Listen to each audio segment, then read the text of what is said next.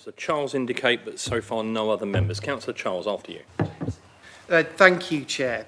Central to the Council's core mission is public protection. It is not just about tackling antisocial behaviour and crime or being able to discharge a proportionate level of enforcement action today. The Council must also be able to manage risk and invest in preparedness to be able to confront future challenges. Since the public protection portfolio was established over a year ago, I can report to full Council that good progress has been made.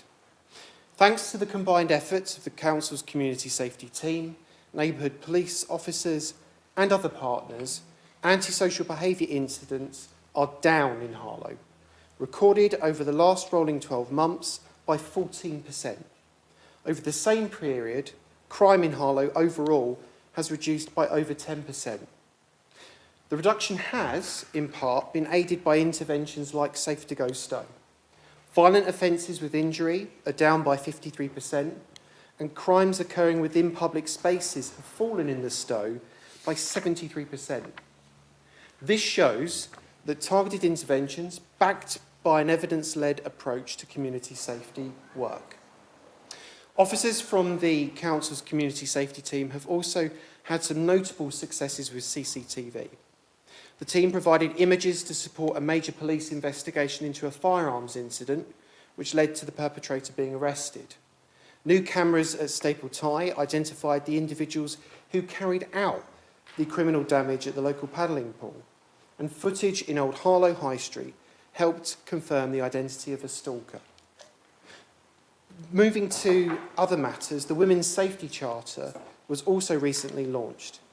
It is important to champion the Charter pledges. Women and girls rightly expect to live in a respectful and inclusive town, and this Council, which I know it also has cross-party support, will further that ambition. To boost the response to antisocial behaviour and crime, £80,000 from a Council reserve budget has been allocated to the Safer Harlow Partnership.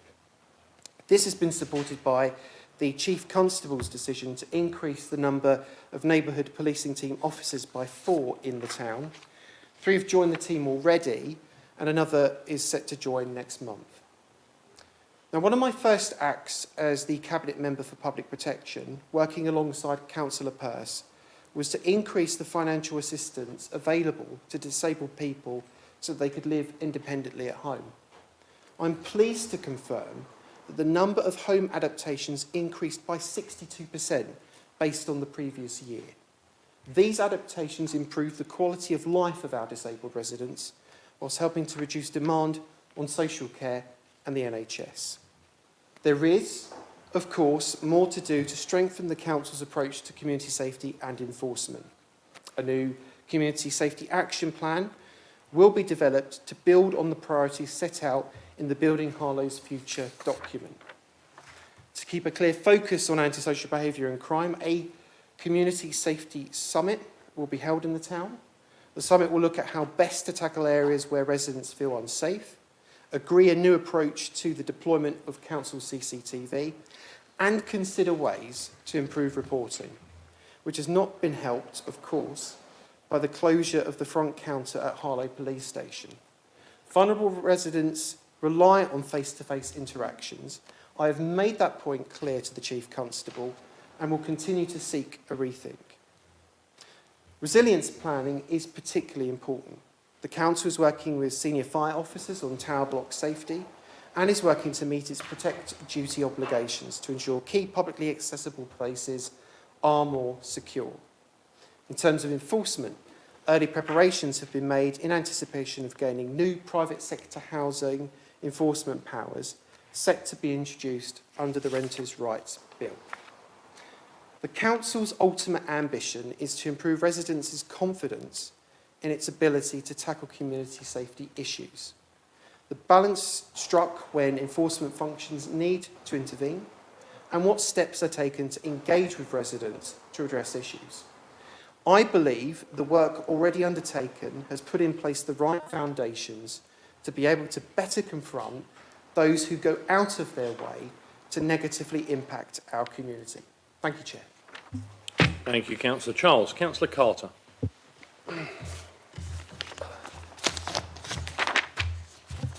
Thank you, Chair. Obviously, I'm going to talk about housing and the regulator. The new regulator, as most of you know, we now report to the regulator for social housing. This has only come in the last year or so. And we report the progress we are making regularly after receiving a C3 judgment earlier in the year. This resulted in many actions by council officers and HTS to improve the safety of our homes. I hope in the future that we won't be calling it council officers and HTS, but I hope we'll be calling them all our council officers. This is also part of our mission to transform our housing and to deliver high-performance services. The regulator has great power, and we know all over the country councils are striving to comply, which in turn is helping us and other councils to improve our homes for our tenants. Fire safety is ongoing, and even things like leaving a doormat or a pushchair outside the front door of your flat is now a fail, so officers are continually visiting to get full understanding and compliance by residents. We have over 2,000 repairs being progressed, with over 1,000 roof and gutter repairs completed. Repairs are still coming in at around 700 jobs per week. A new repairs monitoring system is expected to start on the 1st of September. This will enable better monitoring and performance reporting. A new repairs policy will be considered by Cabinet in September. Alan Townsend is the Director responsible for housing. He is working with HTS and our own housing team led by Cara Stevens, and a lot of credit goes to them and their teams to keep ahead of the regulator's wishes in improving our homes. With over 9,000 homes, we are one of the largest home providers in the east of England. So this is a very big task, and I wish to thank all concerned for the work they're doing and the work they will be doing in the coming year. Thank you. Seals. Thank you, Chair. So upon further reflection, on your reflection, you talked about us prioritising the people of Harlow when we are within these chambers. And I do take on point to what Councillor Grigg stated and about making the people of Harlow be the value in having affordable homes that they can all live in good standards, as my colleague there, Councillor Shepherd, has stated. However, one thing I do want to say is that, you know, we are all to work together. We talk most times about cross-party and working together, but Councillor Grigg, you stated about the local Conservative. And again, that's bringing again the whole party and the colour. But when I look at what this administration, which this local Conservative has done or trying to do, and the bold step is taken in the ideas, we can see those ideas slowly manifesting.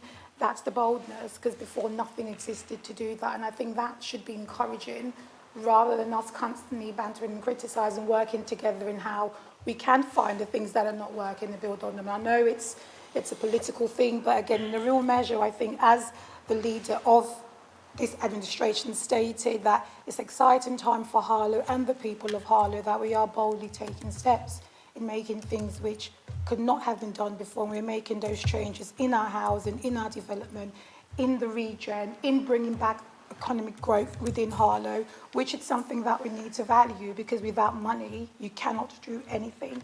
And the other thing as well I want to remind this chamber is that, yes, the local Conservative were the compassionate Conservative that decided to bring in, looking at its stock to make sure that the Harlow residents were having homes that were suitable for them to live in and the standards.